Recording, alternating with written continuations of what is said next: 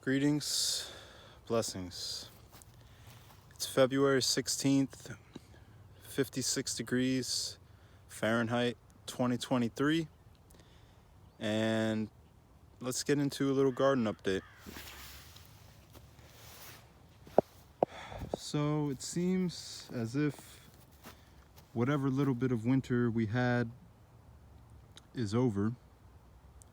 3 snows.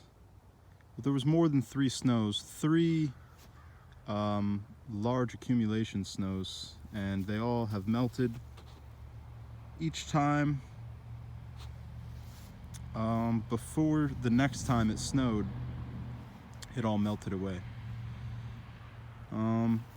So this is a pathway of wood chips that I planted with hardneck garlic all along down the side in January, because the ground was still not frozen in the beginning of January. So I was like, yeah, I got these hardneck garlic bulbs left over, let me plant them. I still have the one in the fridge though that I made for the vernalization video. That will be coming out in the springtime. Now this row, the grass is where the production rows are, the wood chips where the pathways are. Now this grass row, I was thinking these two in particular, because it's this long one all the way down, and then this one is one wide row, goes all the way down.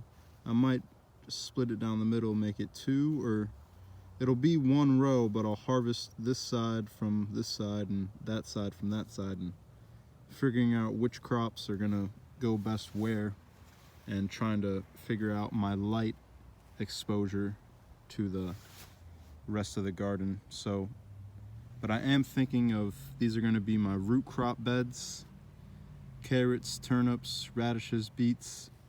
We'll just keep flipping those beds. These 2 beds also have garlic down the whole sides of both of them, so the root crops will be interplanted with the garlic and whatever else I decide to plant in those beds. Big area for potato production all the way back. So the Jerusalem artichokes were down this line.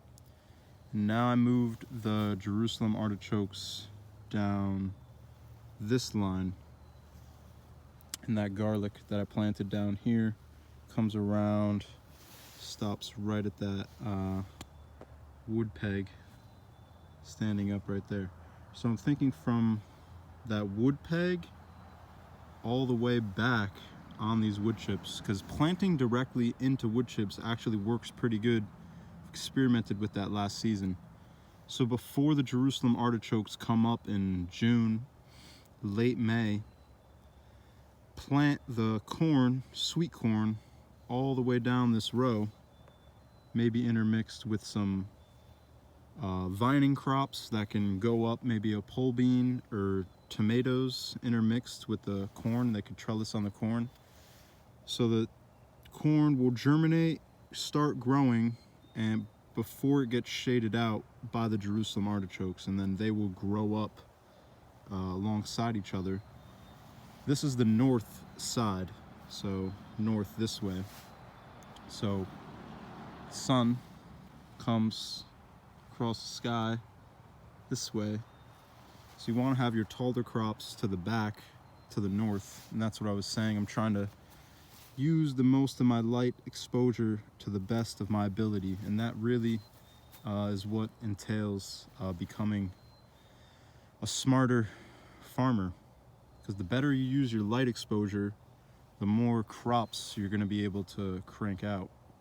And last year I had a good amount of shading where it didn't need to be shading. So sweet corn, possibly with some bush beans. It would just be nice to have a whole big row of corn, Jerusalem artichokes that act as a wind block, and then you would come in to this huge bed, and this is going to be all for my 7 different kinds of potato production. And I was thinking about maybe doing potatoes and sweet potatoes back here, but I feel like the sweet potatoes might do better up in the front, up in these new rows, maybe along this whole this little grass that goes all the way down. So this would be the row of sweet potatoes, and it's far enough out that it's not going to shade everything in there.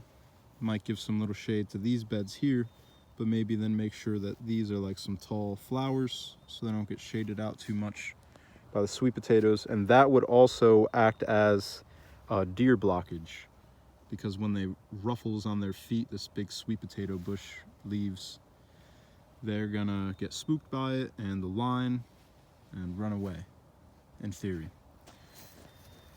I don't know what is entailed for these beds. It's all just gonna work itself out as I start direct sowing and coming to the garden with with starter plants. I took the second row of cover off of this one because it wasn't big enough, so it kept on flapping off in the wind, and I assessed what was going on in this first tunnel today, and the garlic is coming up in there, and some of the greens we took down -32 with the wind chill, 32, 36. It was like -10 or -16 without the wind chill, and the lettuce in there made it through, and we're past the 10 hours of daylight now, and they're actually starting to regrow in that first tunnel.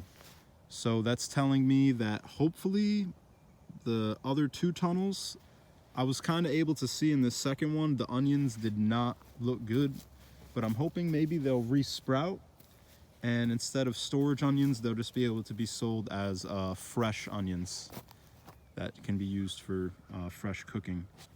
And then I took out the wood chips that locks in this Agribon cover. I had some grass coming up in the tunnel, so I pulled the grass, flipped it on its top, and then took the wood chips out of the pathway and mulched inside the tunnel.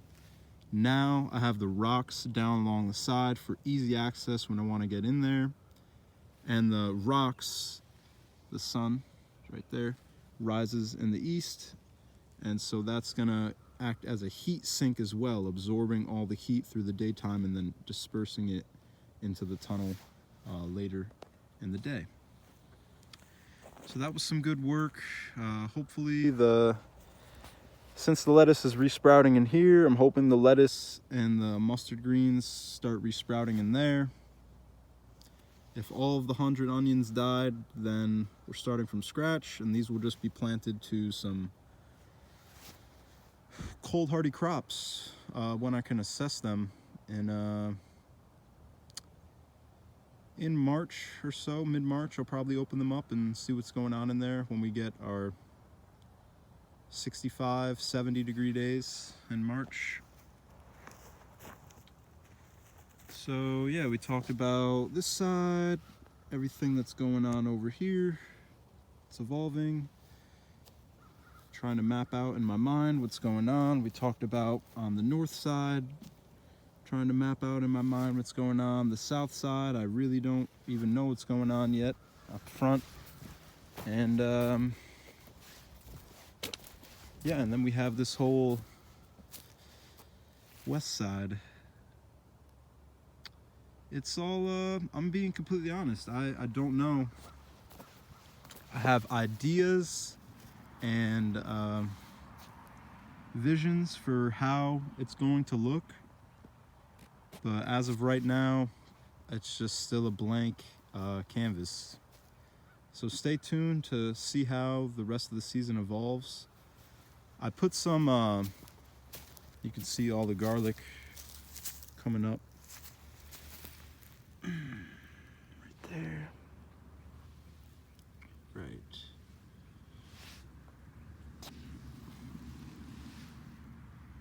Right here. Got some mint. Yeah, so this is all soft neck garlic that's coming up. Made it through the -32 wind chill, and it says that that's because it was insulated from the snow. It says that soft neck garlic wasn't too cold hardy, but it looks like I may have a cold hardy developed variety on my hands. These were actually from Florida, from the grocery store. Organic soft neck raspberry. Looking forward to having some fresh raspberries. First year on those blueberry plants. And these are all going to be for pumpkin production. The mounds. And I put out some beet starts in the cold box or Dutch light, and they all died because we got some teens. So that's telling me that seedlings won't do well in this box if it gets down to the teens. It could have been built a little bit better, but I do think that once March starts, I will be able to start doing some seeding in here. Open it up for it. Oh wow, so 2, 3, about 4 of the beet seedlings survived.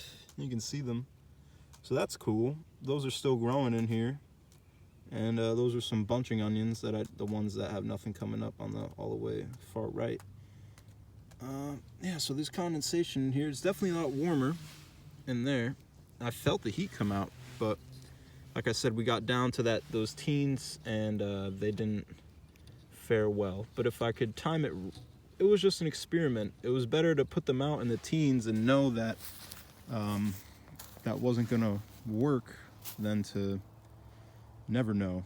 So yeah, this is still, stay tuned on this. This is gonna, more updates on the Dutch light box, but there was seedlings still growing in there. The beets gonna need a lot more than that though, and just gotta time it better. But I'm looking forward to using this when the weather gets really hot, because then that'll help me germinate some peppers and tomatoes, cucumbers, all the wild strawberries. All right, not trying to get too repetitive here, but this is what it is. Mid-February update. Probably won't see y'all till springtime. Gonna take a break from these video updates. So as you can see, I have a lot that I need to figure out. So hopefully the next time you see me, well, definitely the next time you see me, there will be direct seedings in the ground, cold hardy root crops, cold hardy greens, and I'll have a better idea of what everything is going to be looking like. So one love wholeness, stay tuned. Thanks for your support. 2023, grow a garden, wholeness.